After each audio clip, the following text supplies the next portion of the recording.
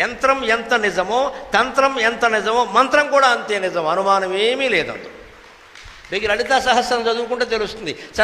మహాతంత్ర రూప మహాతంత్ర మహామంత్ర మహాయంత్ర మహాసన సర్వమంత్ర స్వరూపిణి సర్వయంత్రాత్మిక సర్వతంత్రరూప మనోన్మని.